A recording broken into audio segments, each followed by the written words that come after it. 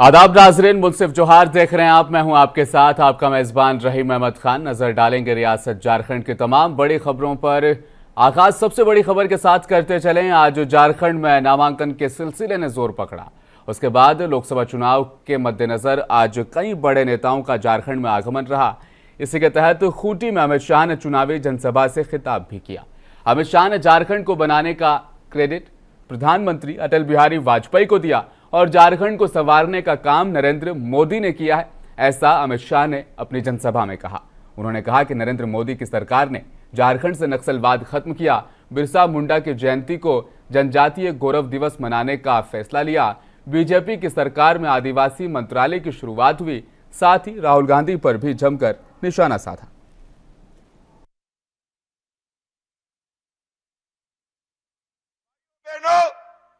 आज यहाँ राहुल बाबा आकर जनजाति कल्याण की, आदिवासी कल्याण की बात करते हैं। मैं उनको पूछना चाहता हूं, 75 साल तक कांग्रेस 6 दशक सत्ता में रही, कभी किसी आदिवासी बेटे बेटी को देश का राष्ट्रपति आपने बनाया क्या?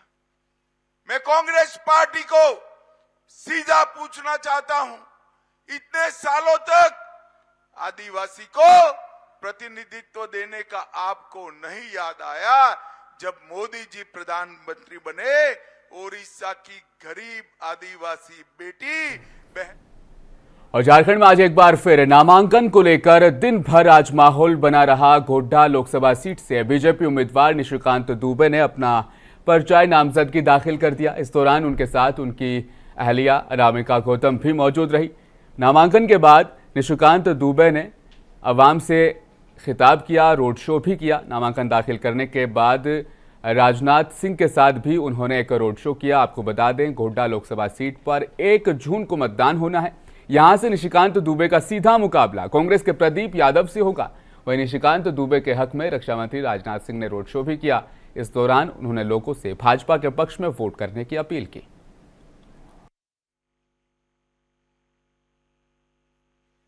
निशिकांत जी भारत की संसद में केवल देवघर की समस्याओं को आवाज देने का काम नहीं करते हैं, बल्कि सारे हिंदुस्तान की जो बड़ी बड़ी समस्याएं हैं उनको प्रभावी तरीके से भारत की संसद में आवाज देने का कोई काम करता है तो निशिकांत।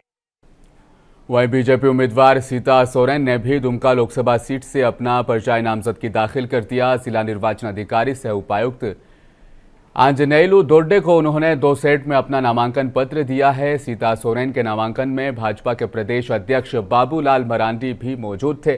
साथ ही सारठ विधायक रणधीर सिंह, पूर्व मंत्री लुइस मरांडी भी मौजूद रहे। नामांकन दाखिल करने के बाद सीता सोरेन काफी उत्साहित भी नजर आई।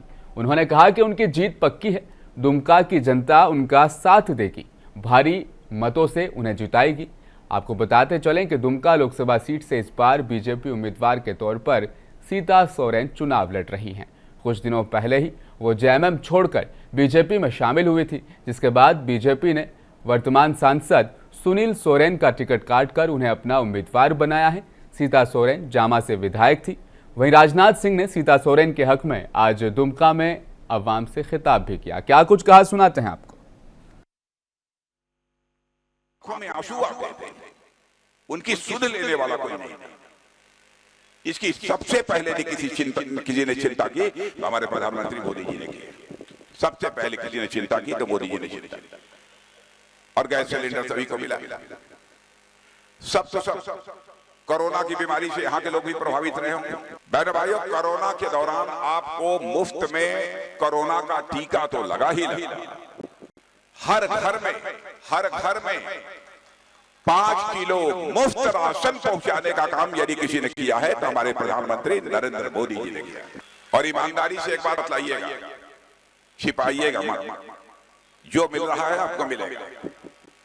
मैं जानता हूं बहुत सारे ऐसे घर हैं कि एक घर में यदि 4 मेंबर हैं तो 4 लोगों के नाम से 5-5 किलो का मुफ्त राशन मिल रहा है। सच्चाई है कि नहीं, सही बताइएगा।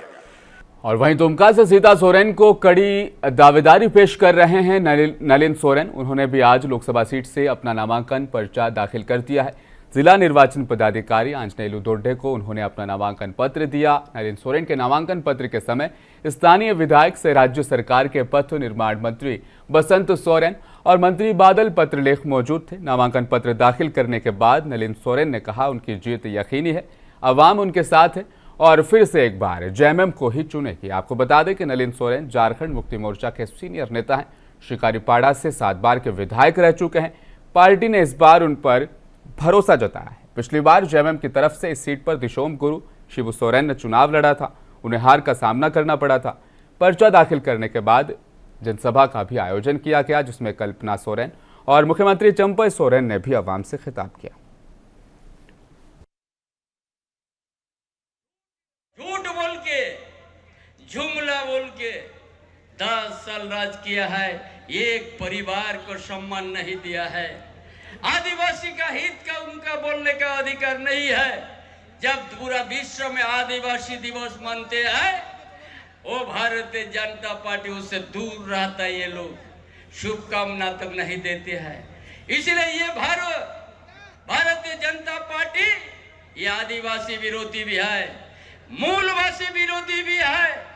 जो ये वो दुमका है जिसने आपके अपने बेटे हेमंत सोरेन जी को विधानसभा भेजने का पहला काम किया था। ये वो दुमका है जहां उनका अपना छोटा भाई बसंत सोरेन आज बहुत बेहतरी के साथ नेतृत्व कर रहा है। तो मेरा ये सवाल आप लोगों से है, दुमका तैयार है? दुमका तैयार है? दुमका तैयार है? कमर कस लीजिए। ये सिर्फ दुमका नहीं बचाना है, संथाल परगना बचाना है, दिशम गुरु शिबू सोरेन जी का मान बचाना है, आपके हेमंत सोरेन जी का सम्मान बचाना है और आपके नलिन चाचा जी का मान और ये आपका खुद का स्वाभिमान है, इसको आपको बचाना है। दुमका के बाद बात कर लेते हैं राजमहल लोकसभा सीट की। झारखंड मुक्ति मोर्चा के उम्मीदवार विजय हांसदा ने भी अपना नामांकन यहां से दाखिल कर दिया। इस मौके पर सीएम चंपई सोरेन, कल्पना सोरेन समेत प्रदेश कांग्रेस अध्यक्ष राजेश ठाकुर, मंत्री बादल पत्रलेख और स्वास्थ्य मंत्री बन्ना गुप्ता सहित इंडिया अलायंस के कई नेता शामिल रहे। दोनों उम्मीदवारों के समर्थन में एक दुमका और दूसरा साहिबगंज में चुनावी सभाएं भी की गई, जिसमें इंडिया अलायंस के भी सारे नेताओं ने हिस्सा लिया। विजय हांसदा ने मीडिया से भी बातचीत की है, क्या कुछ कहा सुनाते हैं आपको।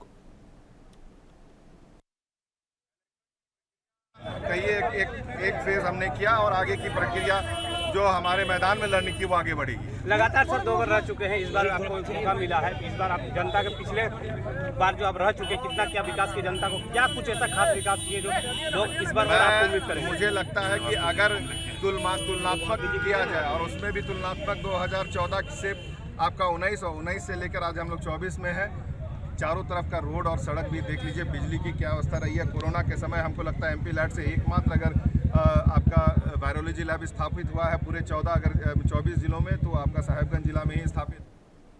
खबर साहिबगंज से है। हेमलाल मुर्मू के भाषण के दौरान वहां पर मंच गिर गया।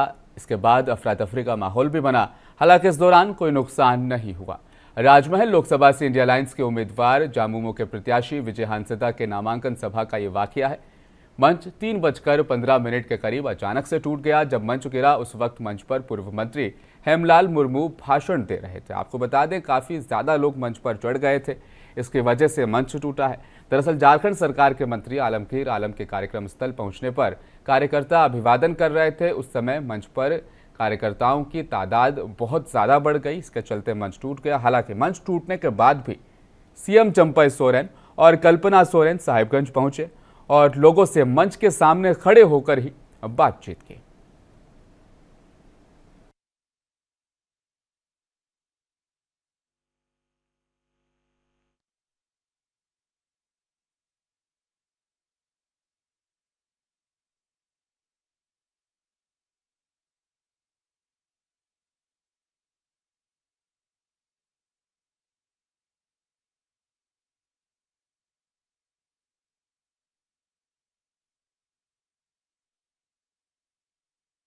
वहीं राजमहल लोकसभा सीट से विजय हांसदा को चुनौती देते नजर आएंगे ताला मरांडी ने भी आज अपना नामांकन पत्र दाखिल कर दिया है। इसके बाद आम सभा भी की गई। आम सभा से खिताब करते हुए और बाबूलाल मरांडी ने कहा, बीजेपी आदिवासियों का विकास और आदिवासियों की चिंता करती है।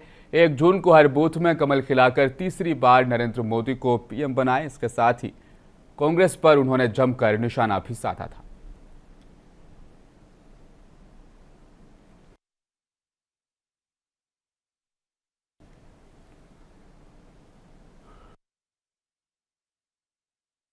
मुर्मू ने झारखंड की चामी मुर्मू समेत कई हस्तियों को पद्म सम्मान से कल नवाजा था। नई दिल्ली वाक़ राष्ट्रपति भवन में एक तकरीब के दौरान चामी मुर्मू को पद्मश्री का सम्मान मिला है। आपको बताते चले, लेडी टार्जन के नाम से मशहूर चामी मुर्मू ने 30 साल में 30 लाख से भी ज्यादा पौधे लगाए हैं।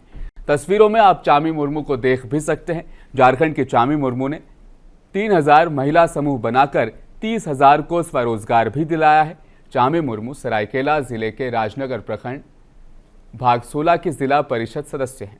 चामी ने राजनगर के बगराईसाई में सहयोगी महिला संस्था का गठन भी किया था। उनकी संस्था ने अब तक 720 हेक्टेयर भूमि पर 30 लाख पौधे लगा दिए हैं। इस पौधारोपण के लिए चामी को साल 1996 में इंदिरा गांधी वृक्ष मित्र पुरस्कार से भी नवाजा गया था।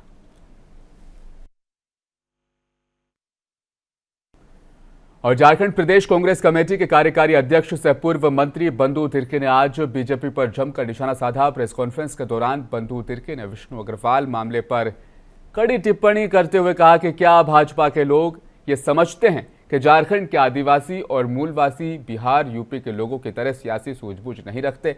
अगर ऐसा है तो बीजेपी गलती पर है। क्या कुछ कहा, सुनाते हैं आपको। देखिए, सरकार और आप भी इस राज्य के एक जिम्मेवारी पहरी है। बंधु तिर्की भी एक प्रतिनिधि है, पहरी है। माने इस राज्य को जो बना के रखा जा रहा है, इसके लिए सोचने का जरूरत है। कहीं ना कहीं यहाँ आपको हम ना कहीं हम लोग जिम्मेवार है और इस राज्य के लोगों को समझना। ये लोग, आप बताइए, ये लोग तुरंत दिन को भी लोग आपको रात दिखा देता है। अब विष्णु अग्रवाल जैसा अरबपति खरबपति, मैं तो कहा कि अगर केंद्र सरकार को इतना दम और हिम्मत है, ईडी को इतना दम और हिम्मत है, भाजपा के नेताओं को दम और हिम्मत है, न्यूक्लियस मोल का पूरा जितना पूरा उसको जांच करे, विष्णु अग्रवाल का पूरा जांच करे, कौन कौन नेता है इन्वॉल्व है पता चले।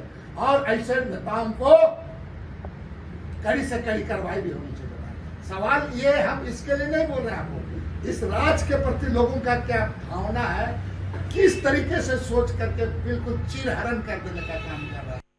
आपको बताते हैं, पूर्व मंत्री बंधु तिर्की से मुंसिफ टीवी के नुमाइंदे अनवर हुसैन ने खुसूसी बातचीत भी की है। 13 मई को झारखंड में कुछ सीटों पर चुनाव होंगे। इन सीटों को लेकर क्या सूरत हाल बने हैं, इस पर तफसील से हमारे नुमाइंदे ने बातचीत की है।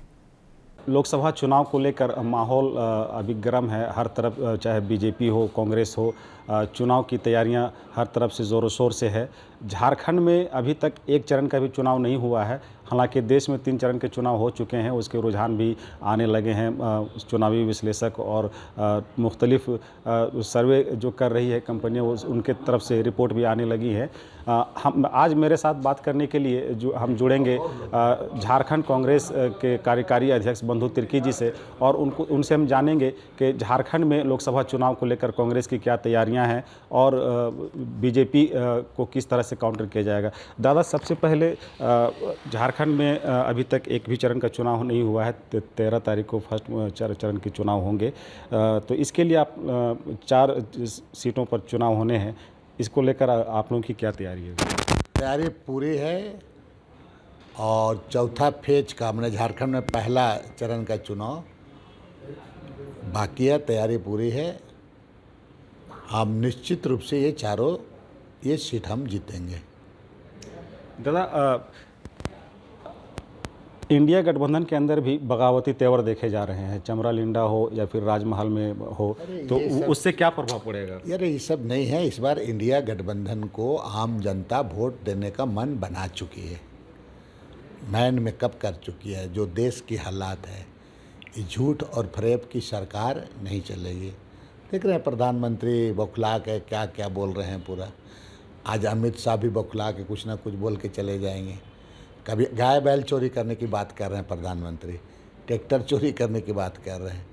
तो ये बौखला गए हैं लोग। पता चल जाएगा। आपने झारखंड में इस बार इनके दाल नहीं गलने वाला है। और अब तो आज का जो विष्णु अग्रवाल वाला प्रकरण वगैरह, ऐसे भी लोग इनको और इसको धूल चटा देंगे। चूँकि ईडी वित्त मंत्रालय के तहत आता है और वित्त मंत्री यहाँ पर आई और उनके साथ एक बंद कमरे में विष्णु अग्रवाल का फ़ोटो वायरल हो रहा है, ये मामला कहीं ना कहीं बहुत गंभीर है।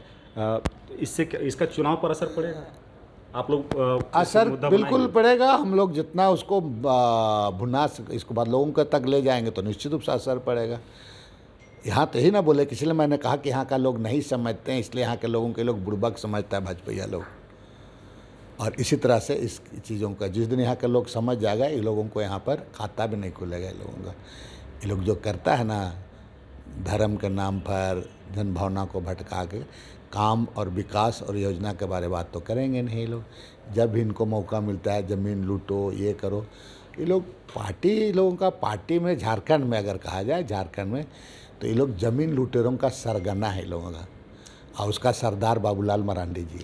ये आपने ज़मीन लुटेरों का सरगना कहा बीजेपी को, चुनाव हुए देश में, उसके बाद माहौल थोड़ा सा बदला हो नज़र आ रहा है। जो सर्वे की रिपोर्टें आ रही है उससे कहीं ना कहीं कांग्रेस खेमा इंडी इत्तेहाद में जो है ये उत्साह देखा जा रहा है, क्या कहेंगे इस पर? बिल्कुल सही बात है। जनता इस बार जिस तरह से मन बना चुके, मैंने पहले ही कहा, इस बार बहुत कुछ उलटफेर होने का पूरी संभावना है। झारखंड में कितनी सीटें दादा आपको मिलेंगी? देखिए, ये 13 तारीख के चुनाव के बाद ही पता चलेगा। अभी बोलना जल्दीबाजी होगा, लेकिन बेहतर रिजल्ट। बीजेपी तो बोल रही क्लीन स्वीप करेंगे। अच्छा, पता चल जाएगा 4 तारीख को, 4 जून को उनको बोलने दीजिए ना। अच्छा, एक आखिरी सवाल, जयराम महतो या कहें कि JLKM उसको जो है कितना आप लोग जो है प्रभावी मानते हैं? नहीं, मैं बहुत ज़्यादा गिरिडीह के बारे में मेरी उतनी जानकारी नहीं, लेकिन मथुरा महतो वहाँ से जीतेंगे। मथुरा महतो अनुभवी और पुराना नेता हैं। मैं हालांकि उनके क्षेत्र में गया हूँ 1-2 बार। अभी का परिस्थिति में अच्छा है, जयराम महतो आने वाले दिन के बेहतर अच्छा है, लेकिन इस बार जनता उसको मथुरा महतो को ही चाह रहे हैं वहाँ पर। JLKM से इंडी गठबंधन को कोई असर नहीं होगा, उसका कोई प्रभाव नहीं पड़ेगा? नहीं, देखिए ऐसा नहीं, चूँकि हमारे ही वोटर है, असर तो पड़ता ही है। ऐसा बात है कि नहीं असर पड़ेगा केवल बोल देना, असर पड़ेगा, असर तो पड़ेगा, थोड़ा असर पड़ेगा। मार्जिन में थोड़ा ऊपर नीचे होने की पूरी संभावना रहती है। जी, बीजेपी ये आरोप लगाती है कि बारहा सवाल करने पर कहती है कि मुसलमानों का वोट, अल्पसंख्यकों का वोट इंडी गठबंधन को मिलना ही मिलना है, तो फिर उनको टोपी पहनाने की क्या ज़रूरत पड़ी दादा? हमको लगता है ये बात उन्हीं से पूछेगा तो ज़्यादा अच्छा रहेगा। ये लोग इस तरह का काम करते रहते। अभी रमज़ान रहता और इफ्तार तो कभी लोग कराते नहीं हैं। इफ्तार कराते समय टोपी पहना देता है तो कोई, ये लोग मजाक बना के रखते हैं ना, मजाक बनाता है लोग, दिखाना चाहता है, शोबाज लोग हैं लोग, इस तरह से करके लोगों में भावना को ये कराना चाहता है। अभी लोग को मुसलमान को टोपी का ज़रूरत पड़ रहा है। ये लोग अभी तुम्हारा चुनाव के समय लाखों लोगों को ये लोग जल्दीबाजी में हज करने के लिए भेज दिया, पूरा चुनाव में डर से लोग भेज दिया। जी, आपने देखा हमारे साथ झारखंड प्रदेश कांग्रेस कमेटी के कार्यकारी अध्यक्ष बंधु तिर्की थे, जिन्होंने मुख्तलिफ सवालों का जवाब देते हुए कहा, उन्होंने ये बहुत ही बेबाकी से अपनी बातें रखी और ये मतलब उम्मीद के ये दावा किया कि वो झारखंड में बीजेपी का सफाया होगा और इंडी गठबंधन के उम्मीदवार जीत हासिल करेंगे। साथ ही देश में भी इंडी गठबंधन को अक्सरियत मिलेगी। रांची से मुंसिफ टीवी के लिए सहयोगी मुदस्सिर आलम के साथ मैं Mohammad Anwar Hussain. Reflection network event द्वारा टैलेंट ऑफ जमशेदपुर सीजन 3 का आयोजन किया गया। आगामी 12 मई को इसे किया जा रहा है, जिसको लेकर आज प्रेस कॉन्फ्रेंस की गई। प्रेस कॉन्फ्रेंस में आशा सिंह ने कहा कि जमशेदपुर के लिए बहुत ही बड़ा ये प्लेटफॉर्म होगा। यहाँ पर मॉडलिंग, डांसिंग और सिंगिंग का ऑडिशन भी होने वाला है। ऑडिशन 12 मई को लोरियल सेलुलर अकेडमी साक्षी में होने वाले। हमारे बीच स्पेशल गेस्ट मिस्टर सोना, जो इंटरनेशनल मेकअप आर्टिस्ट और ग्रूमर है, वो भी ऑडिशन के दिन ऑडिशन में शामिल होंगे।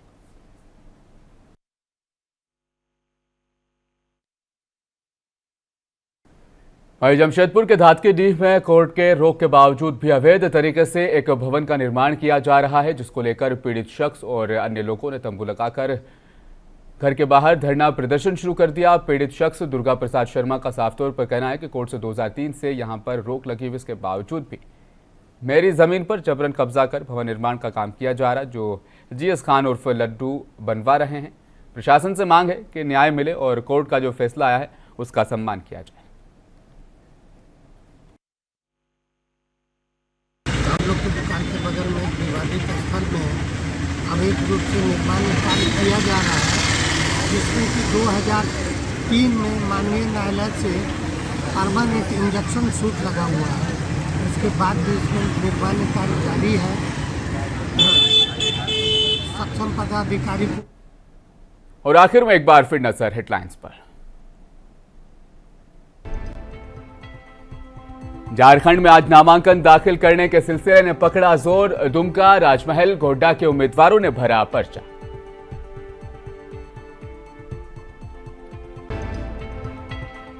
विष्णु अग्रवाल मामले पर बंधु तिर्की ने बीजेपी को जमकर घेरा। कहा, आदिवासी मूलवासियों को बेवकूफ समझकर बड़ी गलती कर रही है बीजेपी। साहिबगंज में जेएमएम की चुनावी सभा के दौरान मंच गिरा। टूटे मंच के सामने खड़े होकर कल्पना सोरेन ने आवाम से किया खिताब।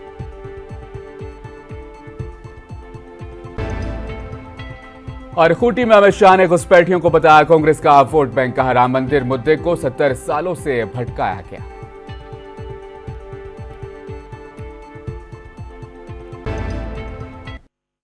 मौसम जोहार में फिलहाल बस इतना ही। मज़ीद खबरों के लिए बने रहिए हमारे साथ, देखते रहें मुंसिफ टीवी न्यूज़।